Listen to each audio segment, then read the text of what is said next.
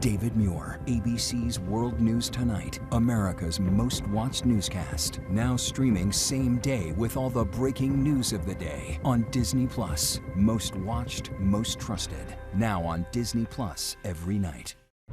Tonight, the breaking news as we come on: this dangerous storm, blinding snow, gusting winds, wind chills in the teens and 20s. Tonight, the whiteout conditions here, up to a foot of snow in some areas, dangerous driving, cars off the road. And tomorrow, wind chills in the 20s and 30s from Minneapolis east to New York City, all the way down to Florida. Lee Goldberg has the forecast.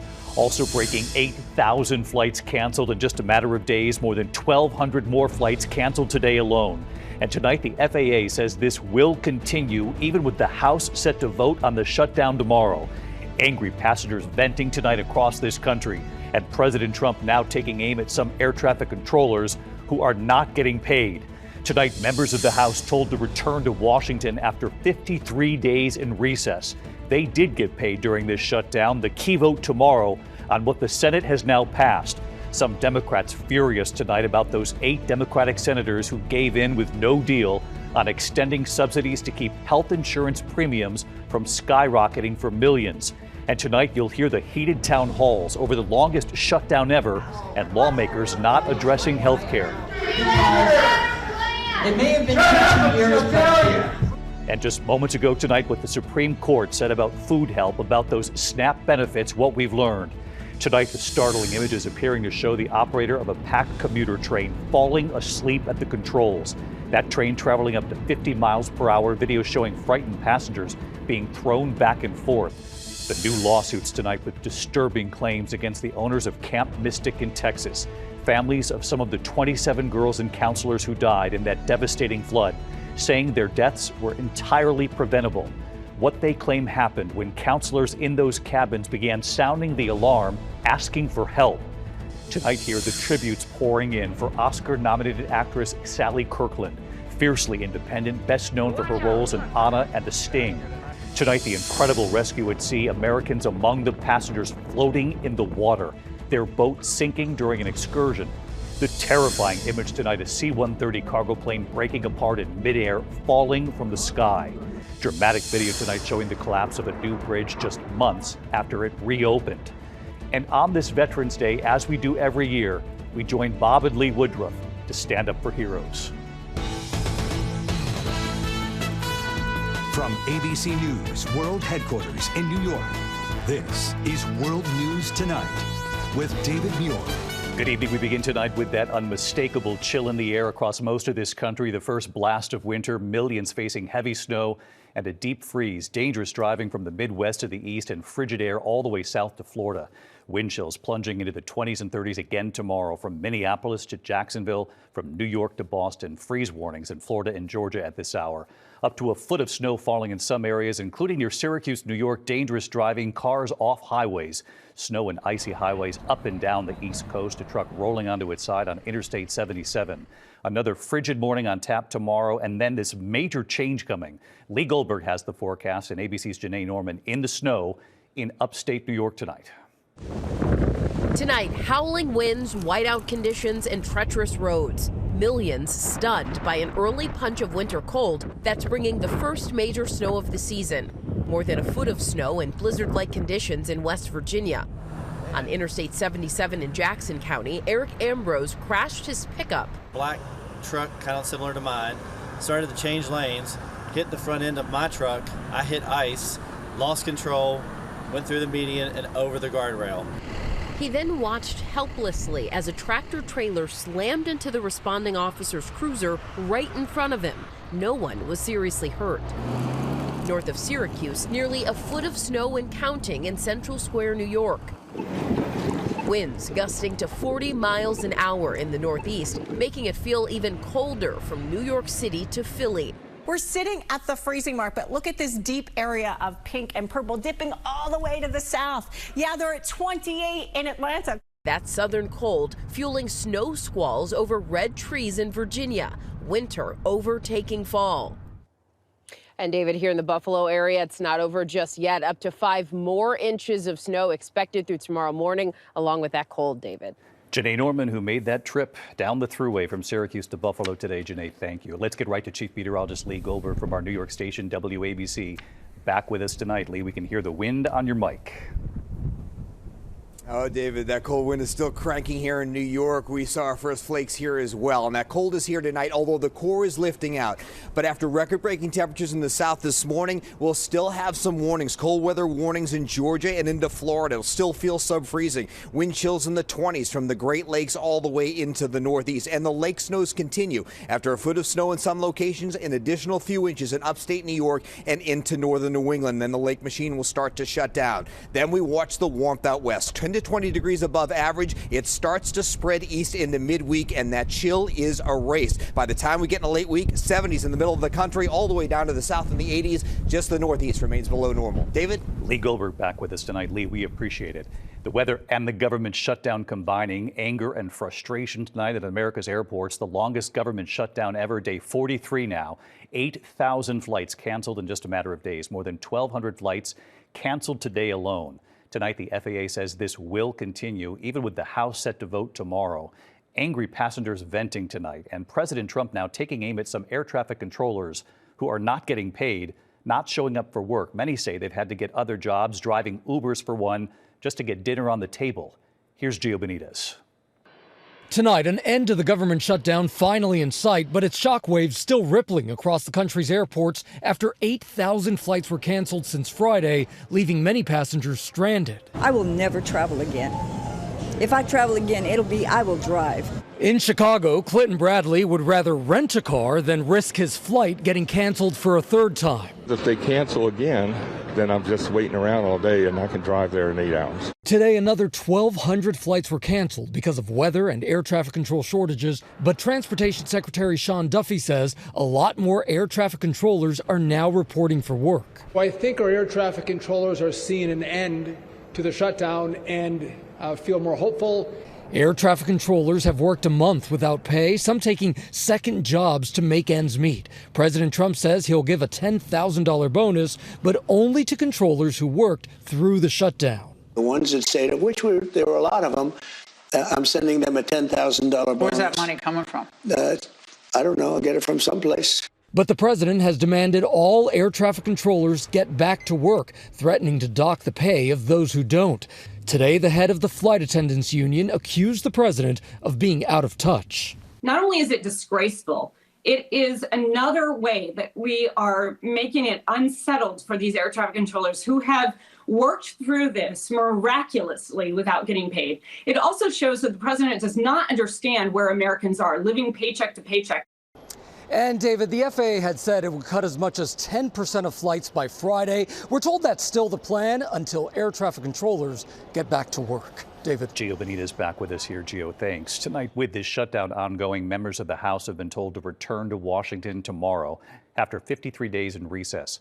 Those members of Congress did get paid during this shutdown. The key vote now tomorrow on what the Senate has passed.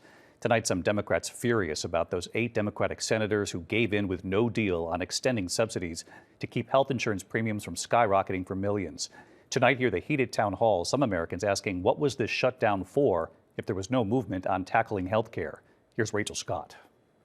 Tonight, with the longest government shutdown in U.S. history set to come to an end, President Trump declaring victory. The House is going to vote, and I think they're going to vote positively. I think most people want to see it opened. After a late night vote in the Senate. On this vote, the ayes are 60, the nays are 40. The bill as amended is passed. Tonight, lawmakers in the House scrambling to get back for a vote tomorrow. They haven't had to report to Washington for 53 days and have been paid throughout this shutdown. With flight cancellations and delays across the country, Republicans Rick Crawford and Trent Kelly carpooling to the Capitol, making a quick rest stop in Tennessee, writing on social media, 8 more hours to go. If all members make it back to Washington on time, Republicans can only afford to lose 2 votes. Republican Congressman Derek Van Orden riding his motorcycle all the way from Wisconsin. If the bill passes, it will take time for the government to fully reopen. Agencies will have to call hundreds of thousands of federal workers who have gone without pay back to work. The deal funds the government until the end of January, includes months of funding for SNAP and calls to rehire the thousands of federal workers the president fired during the shutdown. But what it doesn't do is extend health care subsidies, a key demand from Democrats to keep premiums from rising for more than 20 million Americans. In Seaside, California, teacher Brianna Vasquez, a mom of two, pays a $282 monthly insurance premium. That number now skyrocketing to more than $1,000. We are planning on nothing happening because I think that's just in our best interest, is to plan as if they aren't going to pass anything. And at a town hall in Iowa, Republican Congresswoman Marinette Miller-Meeks was asked what the Republican plan is for health care. We need to bring the cost of health care down. Unfortunately, in 2010, when the Affordable Care Act was passed, the reason why it may have been 2 years, but Senate Republicans have promised a future vote on health care, but it's highly unlikely it will pass. And in the House, Speaker Mike Johnson won't commit to holding a vote on health care at all. I'm not committing to it or not committing to it. What I'm saying is that we do a deliberative process. That's the way this always works, and we have to have time to do that. And late tonight, Democratic leader Hakeem Jeffries calling on Republicans to make a deal. You now have an opportunity to actually take some action in an area of this healthcare crisis by working with Democrats. And tonight, the Supreme Court extending an order that allows the Trump administration not to fully or immediately pay out SNAP benefits for the month of November, putting even more pressure on lawmakers to pass this government funding bill tomorrow. 42 million Americans who rely on that federal food assistance will be watching this vote very closely, David. Rachel Scott on the Hill. Rachel, thank you. Tonight, the startling images that appear to show the operator of a packed commuter train in San Francisco falling asleep at the controls. Here's Melissa Adon. Tonight, harrowing moments for these passengers on a San Francisco commuter train. Just after 8:30 a.m., security camera footage from September showing the operator appearing to doze off as the train accelerates down the tracks. That train exiting the Sunset Tunnel, nearing 50 miles per hour. Passengers unaware of what was happening, suddenly thrown side to side in the car. The driver apparently shaken awake, frantically trying to stop. But that train kept going, speeding past a stop with waiting commuters, barreling into that curve, nearly hitting an oncoming car before finally coming to a stop. That driver appearing to blame the incident on malfunctioning equipment. I'm sorry, relax. We didn't crash. But tonight, the city's transit officials confirming the cause was, quote, operator fatigue. David, one person said they suffered a concussion, and officials say that driver was pulled from operating trains. David. Melissa Adon tonight. Melissa, thank you. Now to the Camp Mystic tragedy in Texas. Tonight, new lawsuits with disturbing claims against the owners of the camp. Families of some of the 27 girls and counselors who died now saying their deaths were entirely preventable. And what they now claim happened when counselors in those cabins began asking for help. Here's Trevor Ault.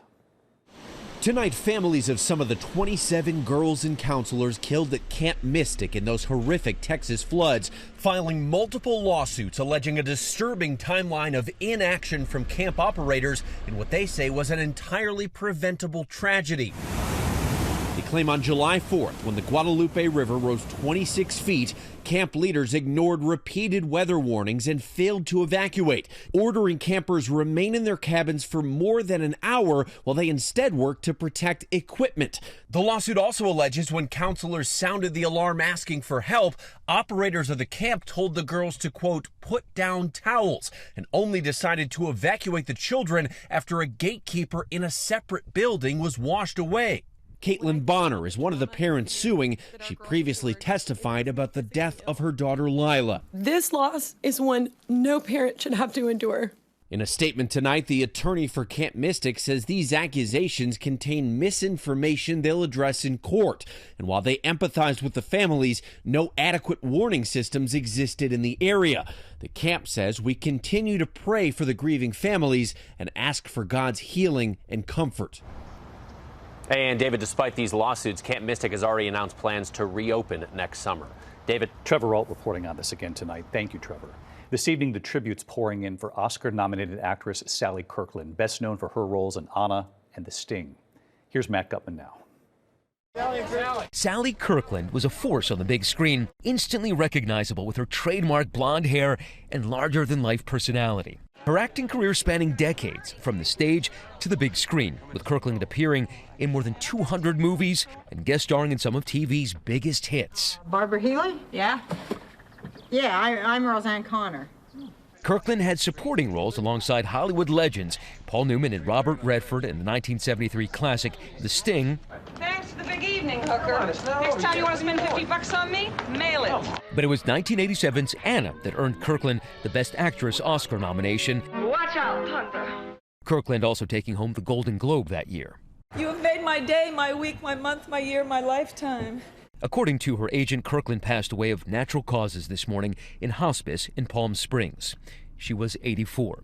In a statement today, her talent manager telling ABC News, Sally transcended time and space in her career. Her passion for the art of acting was contagious to all who worked with her, and regardless of the role, she gave it 1,000%. Remembering Sally Kirkland tonight. Our thanks to Matt.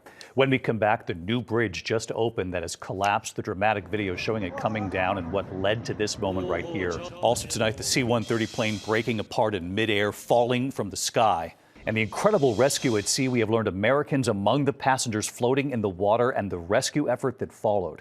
In a moment here. Tonight, dramatic images showing the moment a bridge collapsed just months after opening. Collapsing in southwest China, authorities say cracks in the mountainside triggered landslides. The bridge opened in September. It was closed to traffic at the time. The terrifying image, a C-130 cargo plane breaking apart in midair. The plane had just taken off from Azerbaijan, plummeting to the ground here. At least 20 on board, no survivors. When we come back here tonight, that incredible rescue at sea, Americans among the passengers floating in the water, and the rescue, you'll see it. To the index, the dramatic rescue at sea. 55 passengers, some of them Americans, rescued when their catamaran sank off the Dominican Republic.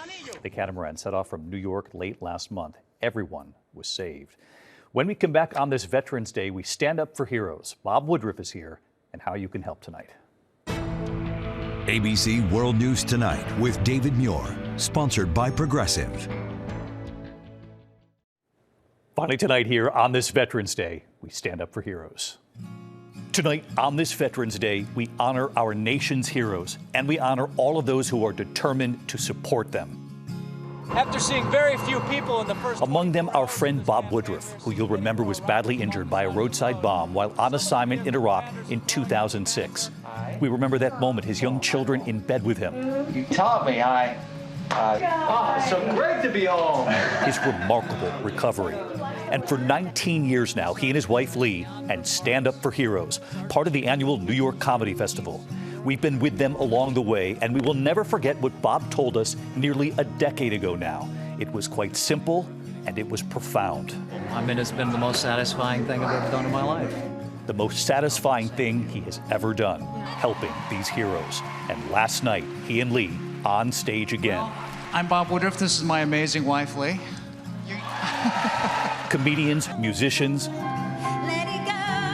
coming together. And right before going on stage, Hey, David. Hey, David. It's a couple hours to showtime. Bob and Lee checking in with us. This is the 19th year here, David. You've been here so many times from the very beginning. We never thought it was going to last this long. In some ways, it's sad that it's still needed so badly to help the veterans. David, you're always covering kids on America Strong. So there are a lot of veteran kids out there in families, and we're looking for all the ways we can support these wonderful families who've served. Among the families, hey, David. Clint. Army Major Clint Culver and his family from Clarksville, Tennessee, outside Nashville. This whole entire deck and everything was completely underwater. While Major Culver was deployed overseas earlier this year, his family's home back in Tennessee was hit with life-threatening floods twice. This was completely wrecked, this whole garage. His wife and two sons and their dog able to escape, but their home severely damaged. The dehumidifier, the sub pump system, all of that had to be completely replaced twice. The Culvers did not live in a flood zone. They did not have flood insurance. That's when the Bob Woodruff Foundation, along with Operation Stand Down Tennessee, stepped in to offer a lifeline, helping to pay for a hotel, helping to rebuild. But now the Culvers on stage saying thank you. Money from the foundation meant that our family could get to be in one place and maintain some sort of normalcy. And right here tonight, hi, David. Major Clint Culver and his wife, Denise. I want them to see that their donations matter. And it's just a really good foundation that helped us, and I'm hoping that we can bring awareness to help other families too. We honor Major Culver and all of our veterans. The BobWoodruffFoundation.org to help. And our thanks to Bob and his amazing wife, Lee, as he says, and it's true. Good night. David Muir, the most watched newscast in America. And now, ABC's World News Tonight has won the Emmy for Best Live News Program for the 3rd year in a row.